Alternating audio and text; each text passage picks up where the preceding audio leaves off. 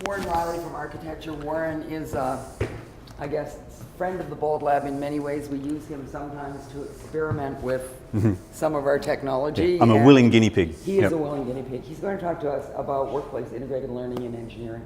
Cool. Thank you very kindly. Cheers, Denise, and to Daryl for preceding in. As I was introduced, I'm Warren Reilly from the School of Architecture and the Built Environment. What I'd like to talk to you about is what's been working for us just recently. So as I'm speaking, I'll be referencing a couple of courses, some that ran in SEM 2 of last year and some that ran in SEM 1 of this year. Particularly the brand new Masters of Professional Engineering streams. This is the ENG X500, so there are 1 500, 2 500, etc. And also the new Bioinnovation and Design course that ran for its first time this year. So when I use the word new, I'm not presupposing this is new to any other course, it's just new for these types of courses. So as we go along this morning, in our brief little time together, I'd like to speak about new connections that we're making, new ways of thinking, new ways of doing, and hopefully some new results if we get some time. So here we go. Come on a journey with me. When I'm talking about new ways of connecting, I mean between us as educators and the students, between the students and each other, and to the students, to the community. So let's start with that first one, between us and the students. We start with things like an MOU, which is a Memorandum of Understanding. In the very first week, in the first 10 minutes, we ask them, we're going to take them into a new journey. We're going to swing them out wide mentally into ways of thinking that they haven't encountered before. We will not tell them information that is irrelevant. Their part of the agreement is to embrace this, go with the journey before we ask you to reflect on it. We've also been flipping panels. Traditionally in architecture, we will have a panel of experts who will turn up, the students present, and then the panel experts will give their critique. We have the panelists sit in silence. The student asks the panel questions, and initially this is awkward for them, but after a while they love this because now they can ask very specific questions. Was I clear when I explained this? Could you see the connection between these things? Not only is it shifting the power base, it empowers the student, and it's helping them to be more public in their critical reflection. That panel that's there, just to give you an idea of the variety, that's a neuroscientist, a degree qualified product designer, somebody who's studying autism in architecture, and someone from Dementia Australia. So it's quite a varied panel. The lecturers position themselves as a lecturer, as a free consultant for the students to use, and as a co-student. So as Denise and Daryl were mentioning, we use the fabulous Bold team to help us position ourselves as a lecturer.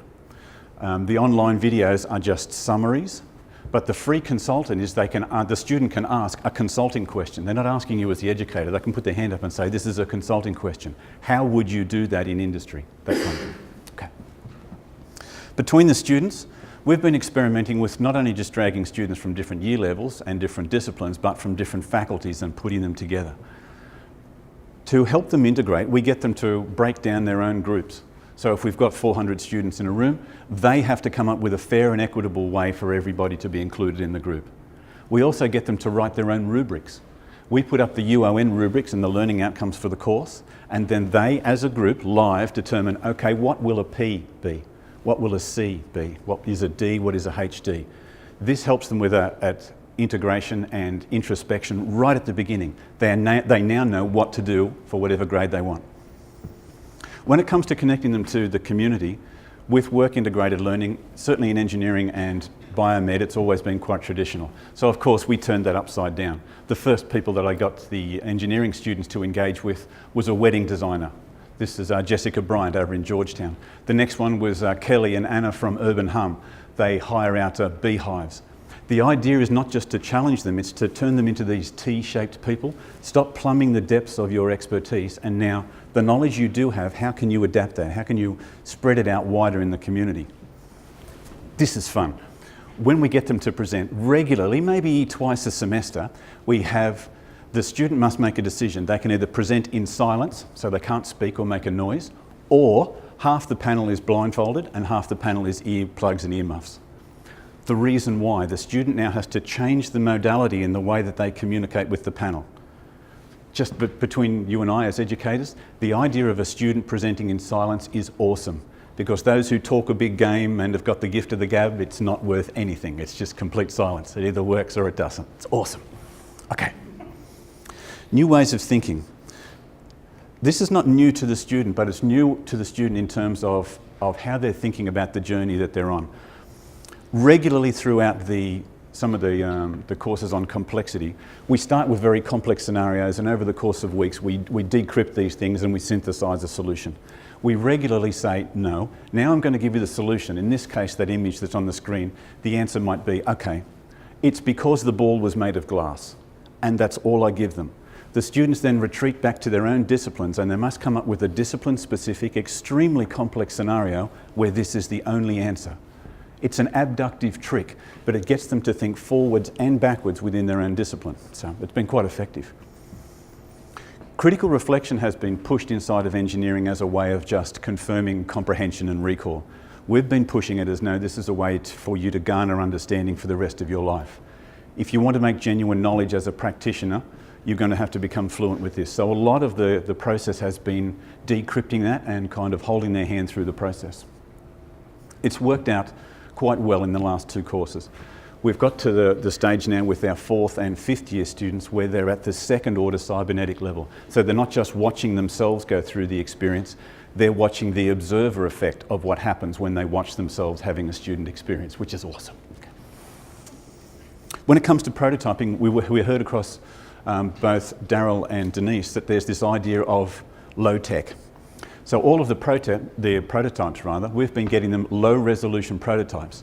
And I do this in advance, but I regularly wheel in one of the university recycling bins with the yellow lid and just open it up. The idea is when the student has finished presenting their model, they have to break it up and put it in the bin in front of the other students. It's done in a supportive way, but the idea is to disconnect your model making ability with the learning that you garnered. This has been excellent for English as second language students and for internationals because they don't have to have fluency with a workshop. They can use toilet roll holders if they want, as long as they have the learning. It's been a really clear divide for them mentally.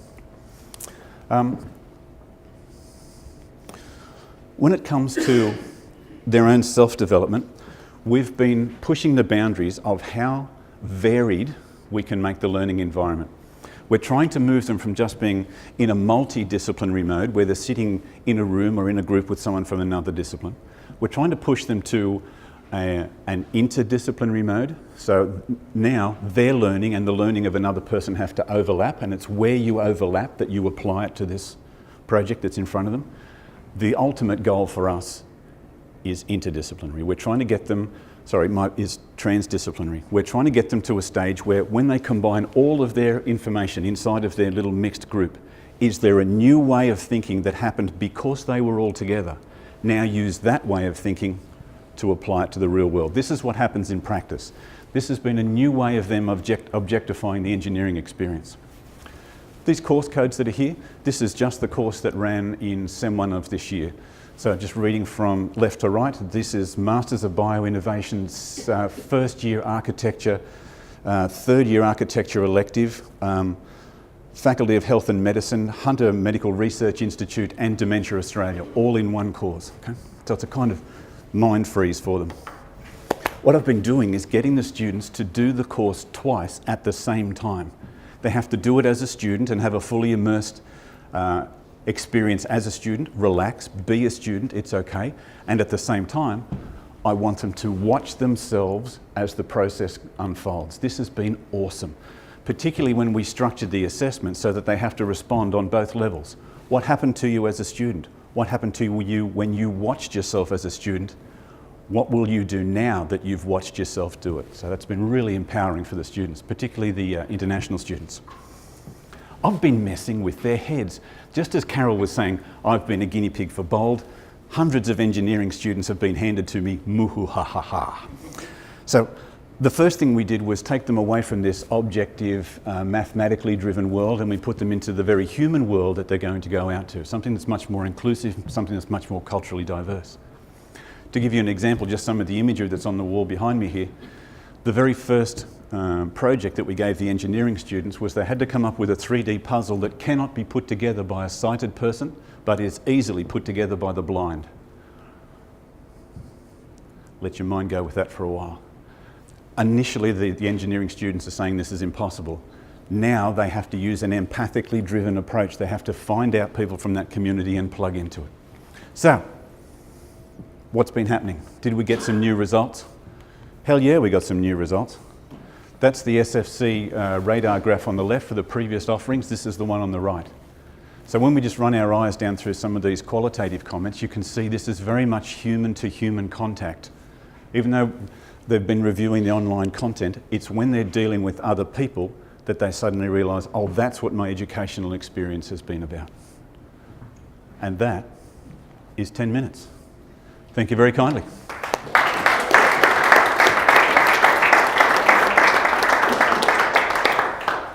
How are we going for time? Ooh, we've got 3 minutes. 3 minutes. Questions for Warren? Give me a hard one. You know, like, why do dogs have black lips or something? That was the not Warren element of the videos. Sorry, for those playing along at home, that was what were the not Warren videos. By splitting the roles of the educator into 3 layers, I had to find some way of helping them understand. They could ask a consulting question, but I was also answering from different modes, if you like. So I will say, well, give you a typical scenario. I would say, remember in week 8 on slide 5, we saw this. Yeah, I need you to go back and review that. Or did you see that on this video? Okay, then I would physically move, bit of neuro-linguistic programming, and say, as a consultant, I wouldn't review that. I would go straight to the spec or whatever it is. But as a student, I would do this. And there's a clear divide. So the question from Helen there is, who were the not Warren videos? Sadly, I've dressed the same way every day for about 18 years. Quite seriously, it's the same clothes. So in order for me to I had to look physically different. So I've had to buy a white shirt, and to wear it just so that they could see that it obviously wasn't Warren. It's a parody on some levels, but it also helps them make some kind of visual trigger. Any other questions? Yes, young man at the front. Which bit did you find most challenging? The most challenging, the question was, which part did I find the most challenging? It's when the numbers are growing. This model just works beautifully when we've got 50 humans in the room, because it's very much like a comedy act in that you can be quite engaging and entertaining, and you can feel the compression from them and you can watch their body language. When it gets beyond 100, that lag time is too great. When I'm speaking and I'm watching all of the faces, I'm missing maybe 50% of it. So I think this is the biggest challenge for engineering now. How do we get this level of education and human connection on a scale that's greater than 400? We've got some challenges now in engineering. The first year engineering students are now more than 500 on the intake. And that big bubble of students is coming through to some of these more tailored courses. So I'm trying not to be evasive on the answer, but I think that's the biggest challenge on the horizon for us. That was great. Thanks to all 3 of our presenters. I think one of the things that may have struck most of us was that we certainly could have talked about these issues for much longer than 10 minutes each. The point of the Learning Lunchboxes is really to get the conversation started, let us identify people that we might want to collaborate with or move things forward. Please contact us if you would like to do this, or if you think you've got something, or you've got a colleague who's got something that they could talk about for 10 minutes and probably should talk about for longer, because we are putting together an entire series of these. Our next one is going to be in Arimba. The one after that is going to be at New Space. I think we've got some colleagues at New Space right now on Zoom. And the intention is always to let everyone connect. So to that, our hope, I think we had said, Daryl, we were going to try to get 8 done before the end of the year, and I think that's probably not unrealistic. We will put calls out and ask people for presentations, but please contact us and let us know. And the sky is the limit as far as topics are concerned. I think today was a really good example of the different kinds of things we can talk about when we're talking about teaching that really touches everyone, regardless of what those things are. Lots of food left outside. Thanks very, very much. Thank you, Daryl, for starting this process, and we're looking forward to continuing.